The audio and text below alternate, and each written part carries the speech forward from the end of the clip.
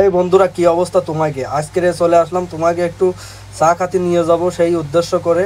আমরা তিনজন বাইপাস দিয়ে আটটি আটটি, বাইপাস মানে আমাদের বাড়িতে দাঁড়ে দাঁড়ে সিটি বাইপাস আছে, সেই বাইপাসে বর্ষার ভিতর আটটি আটটি আমরা তিনজন একদম যাচ্ছিলাম একটু চা খাবো সেই উদ্দেশ্য করে।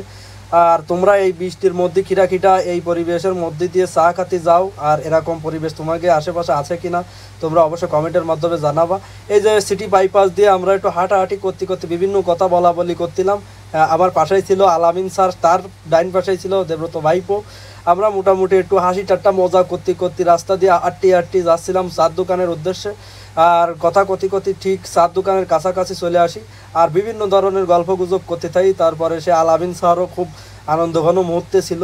আমরা কথা কতি কতি কতি আমাকে সেই মামার দোকানে চলে আসি। মামার দোকানে আসার পরই মনে করলাম তোমাকে একটু পরিবেশটা দেখাই। আমাকে এই এলাকার ধারে সিটি বাইপাসের ধারে কয়েকটা চার দোকান আছে, তার মধ্যে এই মামার চার দোকানটা একটু অন্যরকম, সেই জন্যে আমরা মাঝে মধ্যে এই মামার চার দোকানে আসি। মামার এই চার দোকানটা প্রকৃতির মাঝে অবস্থিত, এর জন্য আমরা আসে এই জায়গায় একটু বসে আনন্দ পাই, মজা পাই এবং প্রকৃতির হাওয়া খাই।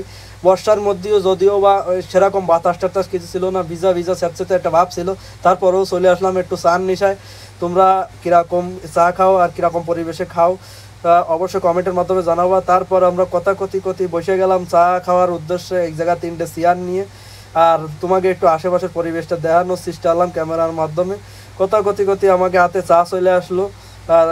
যদিও মাঝখানে অনেক সময় পার হয়ে গেছে, সেটাই আর কি তোমাকে দেখায়নি।